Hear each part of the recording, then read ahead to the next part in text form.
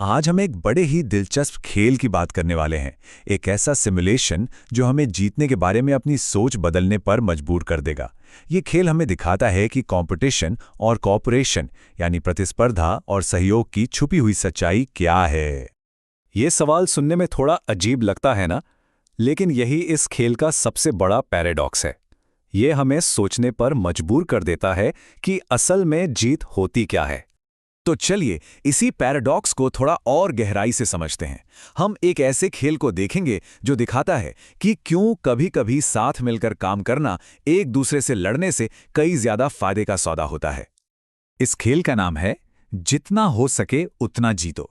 ये असल में एक बड़ा ही सिंपल सा सिमुलेशन है, लेकिन इसे बनाया ही इसलिए गया है ताकि ये दिखाया जा सके कि कैसे छोटे-छोटे फायदों का लालच और लंबे समय में मिलने वाले बड़े फायदों के बीच एक तनाव पैदा होता है।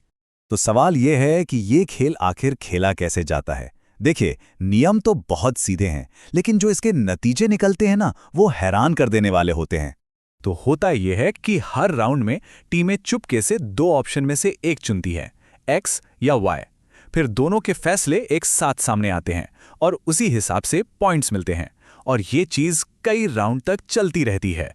अब ये जो पे ऑफ मैट्रिक्स है ना, यही इस खेल का पूरा सार है। देखिए, अगर दोनों टीमें एक्स चुनती हैं तो दोनों को मिलते हैं 3-3 पॉइंट्स, बढ़िया।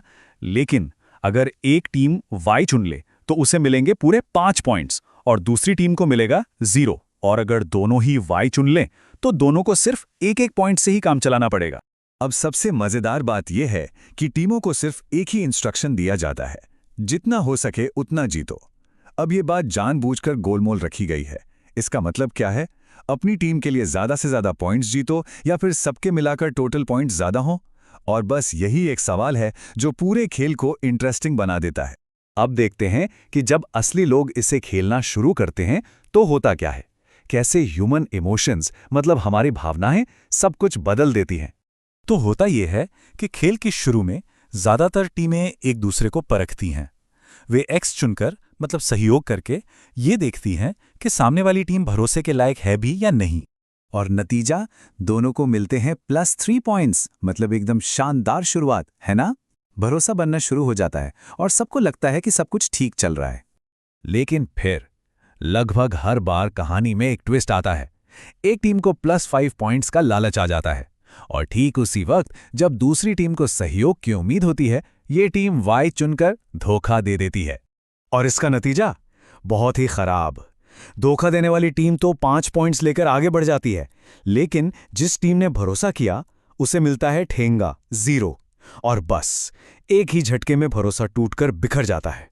अब 1 मिनट के लिए सोचिए, अगर किसी के साथ ऐसा धोखा हो तो उसका पहला रिएक्शन क्या होगा?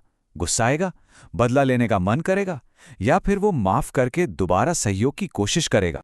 अब होता यह है कि ज्यादातर मामलों में इमोशंस लॉजिक पर भारी पड़ जाते हैं। जिस टीम को धोखा मिला है वो बदला लेने पर उतर आती है, और बस यहीं से जैसे को तैसा वाला एक ऐसा चक्कर शुरू होता है जो खत्म ही नहीं होता। दोनों टीमें एक दूसरे को सजा देने के लिए बार बार वाई चुनने लगती हैं। और नतीजा क्या निकलता है? अब किसी को भी कोई बड़ा फायदा नहीं हो रहा। दोनों टीमें हर राउंड में बस +1 पॉइंट पर अटकी हुई हैं, जो कि सहयोग करने पर मिलने वाले +3 पॉइंट से कहीं ज्यादा कम है। मतलब जीतने के चक्कर में वो असल में एक दूसरे को नीचे खींच रही हैं। लेकिन असली सबक तो खेल खत्म होने के बाद समझ में आता है, जब सब बैठकर सोचते हैं कि आखिर हुआ क्या। अब जो लोग ये खेल खेलते हैं उनसे सबसे पहला सवाल यही पूछा जाता है, क्या एक राउंड में +5 पॉइंट्स ले लेना ही असली जीत थी?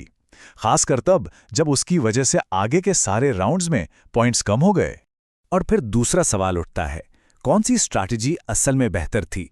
वो जिसने एक बार में बड़ी जीत दी, या वो जिसने लगातार धीरे धीरे ही सही पर पॉइंट्स दिलाए? अब जवाब धीरे धीरे साफ होने लगता है।